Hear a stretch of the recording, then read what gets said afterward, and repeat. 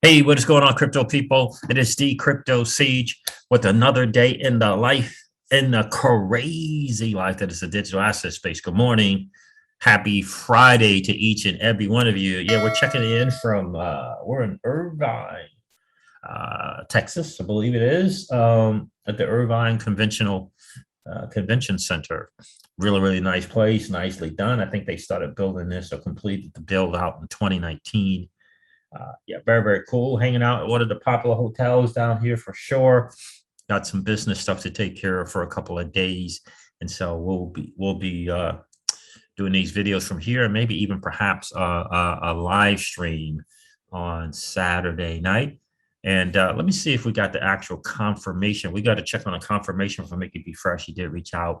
We're just trying to put the days together where we can kind of communicate. I'm gonna be on the road again next week, flying back to Virginia. So, but we are in the works. We're gonna make that happen, and hopefully it'll be both Mickey B. Fresh and Patty XRP. Really looking forward to get get into some discussions about Flare Networks, about the XRP ledger, about this new AMM that David Schwartz and the people there are looking to build. I think it's going to be phenomenal, really, really phenomenal. So in the news, what we got, Judge Netburn issued out some motions granted for Ripple. Seems like there were a lot of motions granted for Ripple, but it seems also though that it's just really, I don't know if I would say a formality. It's because the judge is ordering, Judge Netburn, the Honorable Judge Netburn, is ordering the SEC to do things, and they are just simply, they're just simply not doing them. So she's ordering them to submit this particular thing, or respond to this particular thing, and they're just really just not doing it. And it's very, very interesting to me as to when that she's not saying anything, that Judge Netborn is not saying anything, and what is the thinking behind really, really not calling the SEC out for not submitting stuff. And we still haven't heard anything from the in-camera reviews. So it's just very, very, it's interesting to me. So we'll go over some of that information as well. Interesting article came out from Josh Hammer, I believe it is. We'll go over that in reference to the SEC's just being very, very inept, led by Chair Gensler, obviously. And he points out the fact that they're just not capable of providing any kind of clarity for sure. We will also go over the numbers in the market because it is doing what the market does. All right, guys, listen. So this is your XRP Ripple daily news in around 0 to 10 minutes. Let's go over the market. We lost some because it was 2.78 yesterday, 2.78 trillion.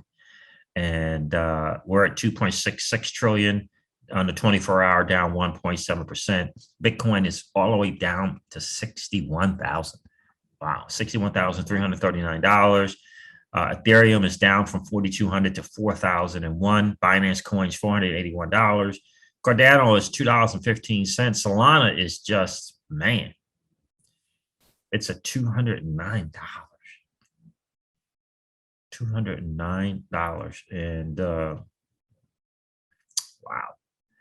On the 7-day, it's up 39.6%. Wow, it's just amazing. Projects like Solana, Phantom, Avalanche, it's just it's really, really interesting to see what's going on there with these newer projects. And for XRP holders, it can be very, very frustrating to see the likes of Phantom and Avalanche, Solana come along well after the XRP asset and XRPL ledger. And yeah, it is really, really interesting. $209 is really, yeah, something. Polkadot's at $44.58.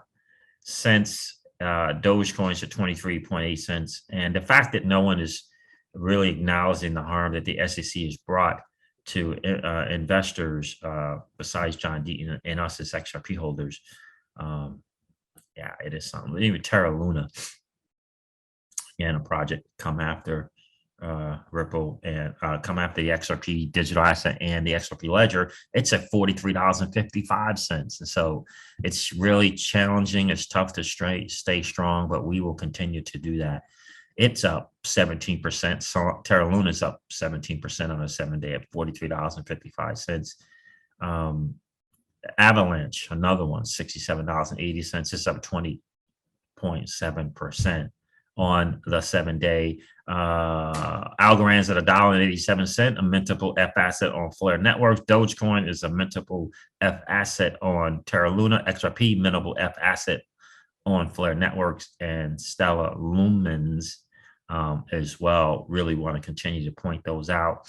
The monster for us is a Polygon at $1.52, is up 20% on the 7-day. Polygon just continues to do its thing. And there is Stellar at 37 cents. So guys, there it is. Those are the numbers for the market, and the market is continuing to do what the market does. Bitcoin dominance is down to 43.7%. Always keep an eye on the Bitcoin dominance. So CryptoLaw, John Deaton's blog and a website for keeping us up to date on all things Ripple versus SEC, put this tweet out. Let's go over this because this talks about some of the motions that Judge Netcoin did. Now, Judge added to just added to our document library. This is at CryptoLaw US, at CryptoLaw US on Twitter. Judge added order from Judge Netburn on 2 motions, one set each from defendants and from the SEC.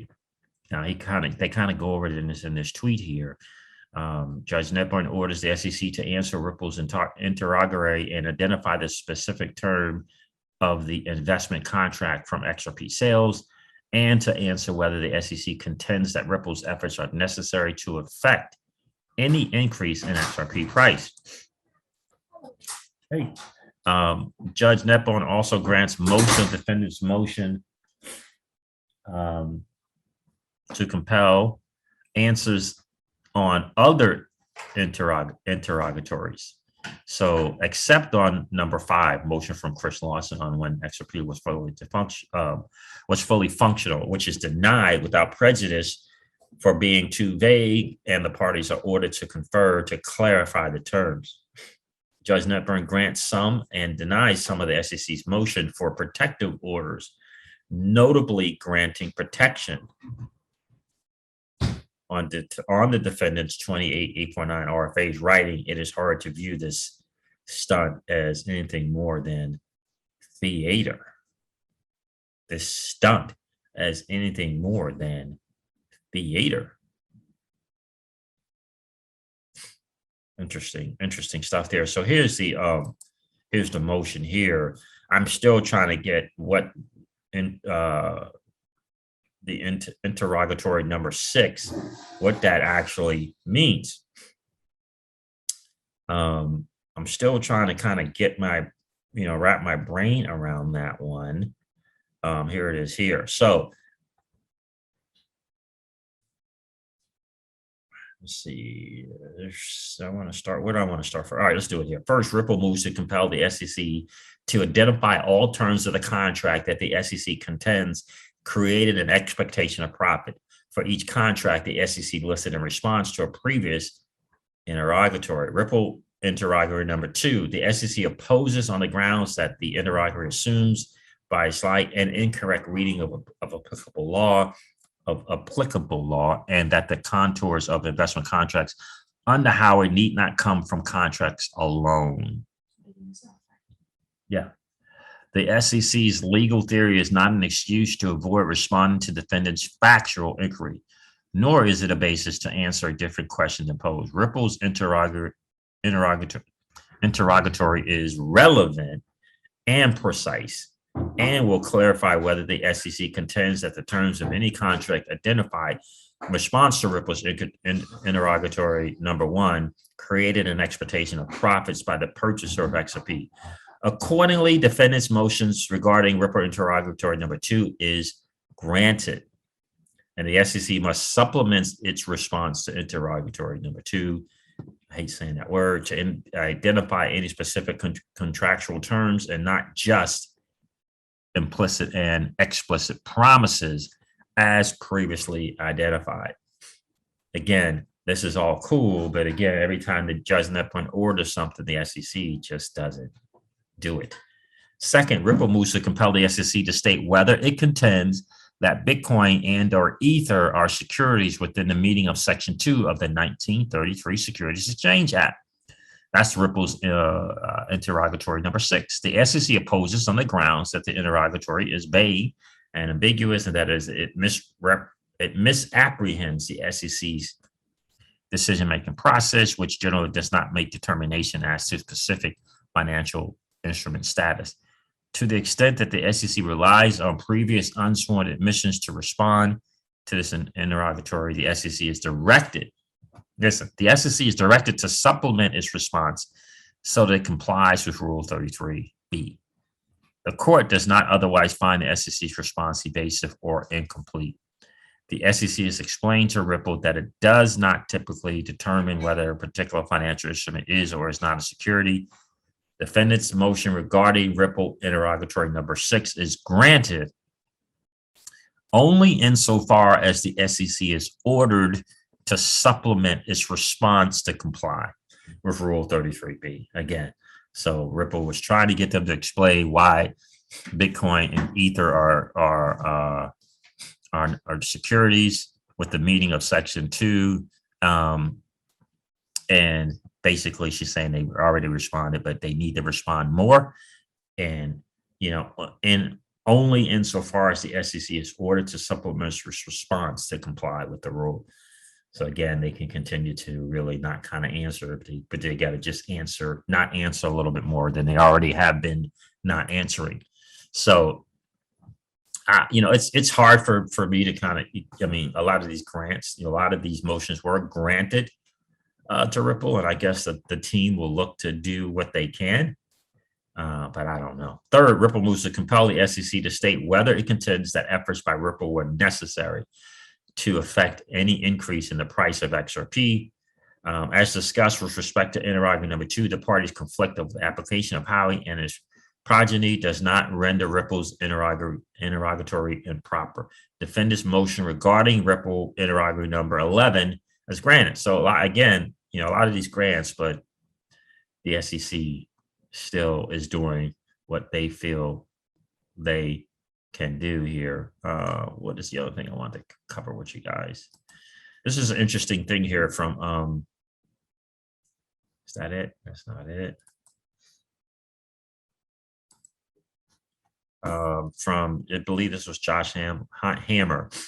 He did an article about the SEC. Congress needs to provide guardrails for the cryptocurrency revolution. Let's see, where do I have that? It's an interesting read, and it certainly is calling out the SEC without question. Rest in peace. Shout out to Colin Powell, Great American Journey. This is a good write-up on the Wall Street Journal about Colin Powell. So let me see, where was that? Here it is. Ripple sought SEC guidance for years, but never received any. The SEC then sued, alleging that every XRP sale since 2013 was an unregistered securities trade. That is not how due process is supposed to work. And in a well-functioning republic, Congress needs to provide guardrails for the cryptocurrency revolution. It's a really good, it's a pretty good write-up from Josh Hammer here.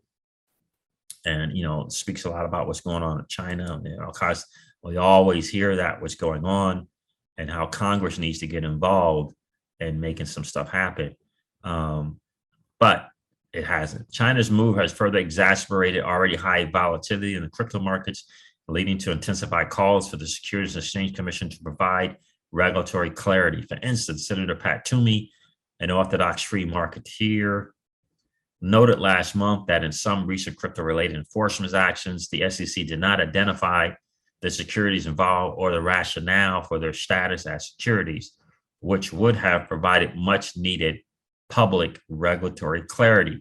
The issue with the extent SEC enforcement in the crypto space, as Toomey indicated, is its widely inconsistent and oftentimes outright punitive nature to date. Crypto proponents contend that the only clear guidance from the SEC has been found through various one-off lawsuits. They point to the SEC's ongoing case against Ripple Labs, a blockchain software company that uses the XRP cryptocurrency in cross-border payment settlements for banks.